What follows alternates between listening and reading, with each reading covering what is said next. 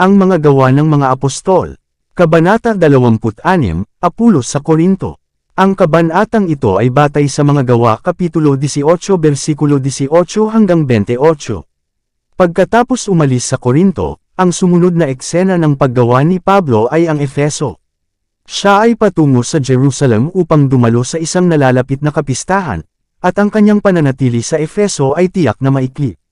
Nangatuwiran siya sa mga Hudyo sa sinagoga, at napakabuti ng impresyon na ginawa sa kanila kung kaya't nakiusap sila sa kanya na ipagpatuloy ang kanyang mga gawain sa gitna nila. Ang kanyang planong pagbisita sa Jerusalem ay pumihil sa kanya na maghintay noon, ngunit nangako siyang babalik sa kanila, kung gugustuhin ng Diyos. Sina Aquila at Priscilla ay sinamahan siya sa Efeso, at iniwan niya sila roon upang ipagpatuloy ang gawaing sinimulan niya. Sa panahong ito na, isang Judeong nagngangalang Apolos, na ipinanganak sa Alejandria, isang taong mahusay magsalita, at makapangyarihan sa kasulatan, ay dumating sa Efeso. Narinig niya ang pangangaral ni Juan Bautista, tumanggap ng bautismo ng pagsisisi, at naging buhay na saksi na ang gawain ng propeta ay hindi nawala ng kabuluhan. Ang tala ng kasulatan ni Apolos ay na siya ay, itinuro sa daan ng Panginoon, at palibhasa'y maalab sa Espiritu, ay nagsalita at nagturo ng masikap sa mga bagay ng Panginoon, na nalalaman lamang ang bautismo ni Juan. Habang nasa Efeso, si Apolos ay, nagsimulang magsalita ng buong tapang sa sinagoga. Kabilang sa kanyang mga tagapakinig ay sina Aquila at Priscilla, na, sa pagkaunawa na hindi pa niya natatanggap ang buong liwanag ng Ebanghelyo, ay, dinala siya sa kanila, at ipinaliwanag sa kanya ang daan ng Diyos ng higit na ganap. Sa pamamagitan ng kanilang pagtuturo ay nakakuha siya ng mas malinaw na pag-unawa sa kasulatan at naging isa sa pinakamagaling na tagapagtaguyod ng pananampalatayang Kristiyano. Si Apolos ay nagnanais na magtungo sa Akaya, at ang mga kapatid sa Efeso ay, sumulat, na pinapayuhan ang mga alagad na tanggapin siya bilang isang guro na ganap na naaayon sa simbahan ni Kristo. Nagtungo siya sa Korinto, kung saan, sa pampublikong gawain at sa bahay-bahay, malakas niyang napaniwala ang mga Hudyo, na ipinakikita sa pamamagitan ng mga kasulatan na si Jesus ang Kristo. Si Pablo ay nagtanim ng binhi ng katotohanan, si Apolos na ang nagdilig dito. Ang tagumpay na dumalo kay Apolos sa pangangaral ng Ebanghelyo ay umakay sa ilan sa mga mananampalataya na itaas ang kanyang mga gawain kaysa kay Pablo. Ang paghahambing na ito ng tao sa tao ay nagdala sa simbahan ng isang espiritu ng partido na nagbabantang lubos na hadlangan ang pagsulong ng Ebanghelyo. Sa loob ng isang taon at kalahati na ginugol ni Pablo sa Korinto, sinadya niyang iniharap ang Ebanghelyo sa pagiging simple nito. Hindi sa kagalingan ng pananalita o ng karunungan, ay dumating siya sa mga taga-Korinto, ngunit may takot at panginginig, at, sa pagpapakita ng espiritu at ng kapangyarihan, kung ipinahayag niya, ang patuto ng Diyos, na ang kanilang pananampalataya ay hindi dapat tumayo sa karunungan ng mga tao, kundi sa kapangyarihan ng Diyos. Unang Korinto Kapitulo 2 versikulo 1, 4, 5. Kailangang ibagay ni Pablo ang kanyang paraan ng pagtuturo sa kalagayan ng simbahan. Ako, mga kapatid ay hindi makapagsalita sa inyo na gaya ng sa espiritual, pagkatapos ay ipinaliwanag niya sa kanila, kundi gaya ng sa laman, gaya ng sa mga sanggol kay Kristo. Pinakain ko kayo ng gatas, at hindi ng karne, sapagkat hanggang ngayon ay hindi ninyo natitiis, ni ngayon ay hindi ninyo kaya. Unang Korinto Kapitulo 3 versikulo 1, 2. Marami sa mga mananampalataya sa Korinto ang naging mabagal sa pagkatuto ng mga aral na sinisikap niyang ituro sa kanila. Ang kanilang pagsulong sa espiritual na kaalaman ay hindi naaayon sa kanilang mga pribilehiyo at pagkakataon. Nang sila ay dapat na malayong maunlad sa karanasang Kristiyano, at nauunawaan at naisasagawa ang mas malalalim na katotohanan ng salita, sila ay nakatayo sa kinatatayuan ng mga disipulo nang sabihin sa kanila ni Kristo, mayroon pa akong maraming bagay na sasabihin sa inyo, ngunit hindi mo sila matitiis ngayon. Juan Kapitulo 16 versikulo 12. Ang paninibugho, masamang pag-aalinlangan, at akusasyon ay nagsara ng mga puso ng marami sa mga mananampalataya sa Korinto laban sa ganap na paggawa ng banal na espiritu, na, sumasaliksik sa lahat ng bagay, oo, sa malalalim na bagay ng Diyos. Unang Korinto Kapitulo 2 versikulo 10. Gaano man sila katalino sa makamundong kaalaman, sila ay mga sanggol lamang sa kaalaman ni Kristo. Ang gawain ni Pablo ay turuan ang mga nagbalik-loob na taga-Korinto sa mga simulain, ang mismong alpabeto, ng pananampalatayang Kristiyano. Siya ay obligadong turuan sila bilang yaong mga walang alam sa mga pagkilos ng banal na kapangyarihan sa puso. Sa panahong iyon ay hindi nila nauunawaan ang mga misteryo ng kaligtasan, sapagkat, ang taong likas ay hindi tumatanggap ng mga bagay ng Espiritu ng Diyos, sapagkat ang mga ito ay kamangmangan sa Kanya, ni hindi niya nakikilala ang mga yaon, sapagkat ang mga yaon ay nakikilala sa Espiritu. Verse 14, sinikap ni Pablo na maghasik ng binhi, na dapat dinilig ng iba. Yaong mga sumunod sa kanya ay dapat magpatuloy sa gawain mula sa punto kung saan niya ito iniwan, na nagbibigay ng espiritual na liwanag at kaalaman sa takdang panahon, gaya ng kayang tiisin ng simbahan. Nang gawin ng apostol ang kanyang gawain sa Korinto, natanto niya na dapat niyang ipakilala ng lubos ang mga dakilang katotohanan na nais niyang ituro. Alam niya na sa kanyang mga tagapakinig ay magiging mapagmataas na mga mananampalataya sa mga teorya ng tao, at mga tagapagpahayag ng mga huwad na sistema ng pagsamba, na nangangapo ng bulag na mga mata, umaasang makakatagpo sa aklat ng mga teorya ng kalikasan na sasalungat sa katotohanan ng espiritual at walang kamatayang buhay bilang ipinahayag sa kasulatan. Alam din niya na ang mga kritiko ay magsisikap na kontrobersya ang Kristiyanong interpretasyon ng ipinahayag na salita, at ang mga may pag-aalinlangan ay tatraituhan ang ebanghelyo ni Kristo ng may panlilibak at panunuya. Habang sinisikap niyang akayin ang mga kaluluwa sa paanan ng krus, hindi nang ahas si Pablo na sawayin, ng direkta, ang mga maalay, o ipakita kung gaano karumaldumal ang kanilang kasalanan sa paningin ng isang banal na Diyos.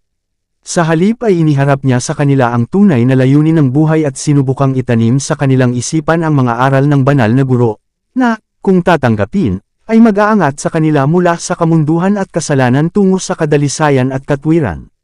Siya ay naninirahan lalo na sa praktikal na kabanalan at sa kabanalan na dapat matamo ng mga taong ituturing na karapat-dapat sa isang lugar sa kaharian ng Diyos.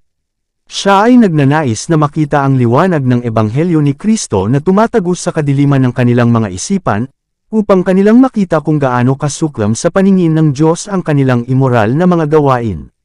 Sa makatuwid ang pasanin ng kanyang pagtuturo sa kanila ay si Kristo at siya na ipinako sa krus. Sinikap niyang ipakita sa kanila na ang kanilang pinakamataimtim na pag-aaral at ang kanilang pinakamalaking kagalakan ay ang kamangha-manghang katotohanan ng kaligtasan sa pamamagitan ng pagsisisi sa Diyos at pananampalataya sa Panginoong Hesukristo. Ang pilosopo ay tumalikod sa liwanag ng kaligtasan dahil inilalagay nito sa kahihiyan ng kanyang mapagmataas na teorya. Ang makamundo ay tumatangging tanggapin ito, sapagkat ito ay maghihiwalay sa kanya sa kanyang mga Diyos-Diyosan sa lupa. Nakita ni Pablo na ang katangian ni Kristo ay dapat na maunawaan bago siya mahalin ng mga tao o tingnan ang krus sa mata ng pananampalataya. Dito dapat simulan ang pag-aaral na iyon na magiging agham at awit ng mga tinubos sa buong kawalang hanggan. Sa liwanag ng krus lamang matansya ang tunay na halaga ng kaluluwa ng tao. Ang nagpapadalisay na impluwensya ng biyaya ng Diyos ay nagbabago sa likas na disposisyon ng tao. Ang langit ay hindi magiging kanais-nais sa mga makalaman, ang kanilang likas, hindi pinabanal na mga puso ay hindi makadarama ng pagkahumaling patungo sa dalisay at banal na lugar na iyon, at kung posible para sa kanila na makapasok, wala silang makikitang kaaya-aya doon. Ang mga hilig na kumokontrol sa likas na puso ay dapat masupol ng biyaya ni Kristo bago ang nahulog na tao ay marapat na pumasok sa langit at tamasahin ang lipunan ng mga dalisay, banal na mga anghel. Kapag ang tao ay namatay sa kasalanan at nabuhay sa bagong buhay kay Kristo, ang banal na pag-ibig ay pumupuno sa kanyang puso, ang kanyang pangunawa ay pinabanal, siya ay umiinom mula sa isang hindi maubos na bukal ng kagalakan at kaalaman, at ang liwanag ng walang hanggang araw ay sumisikat sa kanyang landas, sapagkat kasama niya ang patuloy na liwanag ng buhay. Sinikap ni Pablo na itanim sa isipan ng kanyang mga kapatid na taga-Korinto ang katotohanan na siya at ang mga ministrong kasama niya ay mga tao lamang na inatasan ng Diyos na magturo ng katotohanan, na silang lahat ay nakikibahagi sa iisang gawain, at sila ay pare-parehong umaasa sa Diyos para sa tagumpay sa kanilang mga gawain. Ang talakayan na bumangon sa iglesia tungkol sa mga relatibong merito ng iba't ibang mga ministro ay wala sa utos ng Diyos, ngunit bunga ng pag-aalaga sa mga katangian ng likas na puso. Habang ang isa ay nagsasabi, "Ako ay kay Pablo," at isa pa, ako ay kay Apolos, hindi ba kayo makalaman? Sino nga ba si Pablo, at sino si Apolos, kundi mga ministro na kayo'y nagsisampalataya, gaya ng ibinigay ng Panginoon sa bawat tao. Ako ang nagtanim, si Apolos ang nagdilig, ngunit ang Diyos ang nagpalago. Kaya't ang nagtatanim ay walang anuman, ni ang nagdidilig, ngunit ang Diyos na nagpapalago. Unang Korinto Kapitulo 3 versikulo 4 hanggang 7. Si Pablo ang unang nangaral ng Ebanghelyo sa Korinto, at siyang nag-organisa ng simbahan doon. Ito ang gawaing iniatas sa kanya ng Panginoon. Nang maglaon, sa patnubay ng Diyos, ang ibang mga manggagawa ay dinala, upang tumayo sa kanilang lugar at lugar. Ang binhing inihasek ay dapat dinilig, at ito ang gagawin ni Apolos. Sinunod niya si Pablo sa kanyang gawain, upang magbigay ng karagdagang pagtuturo, at tulungan ang binhing inihasek na umunlad. Nakuha niya ang kanyang daan patungo sa puso ng mga tao, ngunit ang Diyos ang nagpalago. Ito ay hindi tao, ngunit banal na kapangyarihan, na gumagawa ng pagbabago ng pagkatao. Ang mga nagtatanim at ang nagdidilig ay hindi nagiging sanhi ng pagtubo ng binhi. Gumagawa sila sa ilalim ng Diyos, bilang kanyang mga hinirang na ahensya, na nakikipagtulungan sa kanyang gawain. Sa dalubhasang manggagawa ang karangalan at kaluwalhatian na kaakibat ng tagumpay. Ang mga lingkod ng Diyos ay hindi lahat ay nagtataglay ng parehong mga kaloob, ngunit silang lahat ay kanyang mga manggagawa. Ang bawat isa ay dapat matuto tungkol sa dakilang guro, at pagkatapos ay ipapahayag ang kanyang natutuhan. Binigyan ng Diyos ang bawat isa sa kanyang mga sugo ng isang individual na gawain. Mayroong pagkakaiba-iba ng mga kaloob, ngunit ang lahat ng mga manggagawa ay dapat maghalo sa pagkakaisa, na kontrolado ng nagpapabanal na impluwensya ng banal na espiritu. Habang ipinapahayag nila ang ebanghelyo ng kaligtasan, marami ang mahahatulan at magbabalik loob sa pamamagitan ng kapangyarihan ng Diyos. Ang kasangkapan ng tao ay nakatago kasama ni Kristo sa Diyos, at si Kristo ay nagpapakita bilang ang pinakapuno sa 10,000, ang isa na lubos na kaibig-ibig. Ngayon ang nagtatanim at ang nagdidilig ay iisa, at ang bawat tao ay tatanggap ng kanyang sariling gantimpala ayon sa kanyang sariling pagpapagal. Sapagkat kami ay mga manggagawang kasama ng Diyos, kayo ang bukid ng Diyos, kayo ang gusali ng Diyos.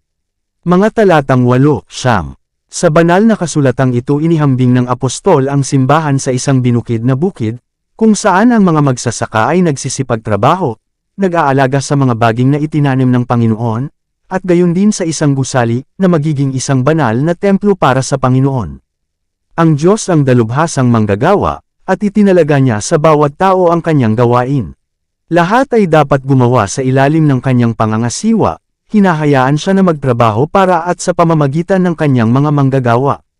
Binibigyan niya sila ng taktika at kasanayan, at kung susundin nila ang kanyang tagubilin, pinuputungan ng tagumpay ang kanilang mga pagsisikap. Ang mga lingkod ng Diyos ay dapat gumawa ng sama-sama, na nagsasama-sama sa may kabaitan, magalang na kaayusan, sa dangal na pinipili ang isa't isa. Roma Kapitulo 12 versikulo 10. Hindi dapat magkaroon ng hindi magandang pagbatikos, walang paghila sa mga gawa ng iba, at walang magkahiwalay na partido. Ang bawat tao kung kanino pinagkatiwalaan ng Panginoon ang isang mensahe ay may kanyang partikular na gawain. Ang bawat isa ay may kanya-kanyang sariling katangian, na hindi niya dapat ibabaon sa sinumang ibang tao. Gayunpaman, ang bawat isa ay dapat gumawa ng pagkakaisa sa kanyang mga kapatid. Sa kanilang paglilingkod, ang mga manggagawa ng Diyos ay dapat maging isa. Walang sinuman ang dapat itakda ang kanyang sarili bilang isang pamantayan, nagsasalita ng walang paggalang sa kanyang mga kapwa manggagawa o tinatrato sila bilang mas mababa. Sa ilalim ng Diyos ang bawat isa ay dapat gawin ang kanyang hinirang na gawain, iginagalang, minamahal, at hinihikayat ng ibang mga manggagawa. Magkasama nilang isasagawa ang gawain hanggang sa matapos. Ang mga prinsipyong ito ay pinag-isipan ng mahaba sa unang liham ni Pablo sa iglesia sa Korinto. Tinukoy ng apostol ang mga ministro ni Kristo bilang mga kaitiwala ng mga hiwaga ng Diyos, at tungkol sa kanilang gawain ay ipinahayag niya, ito ay kinakailangan sa mga kaitiwala, na ang isang tao ay masumpungang tapat.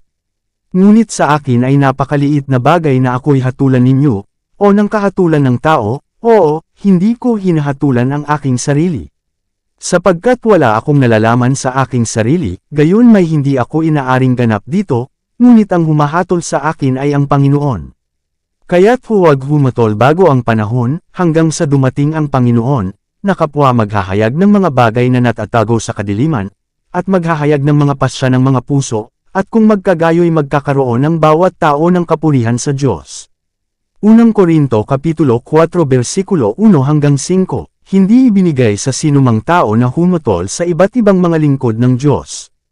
Ang Panginoon lamang ang humahatol sa gawa ng tao, at ibibigay niya sa bawat isa ang kanyang makatarungang gantimpala. Ang apostol, sa pagpapatuloy, ay direktang tinukoy ang mga paghahambing na ginawa sa pagitan ng kanyang mga pagpapagal at ng kay Apolos.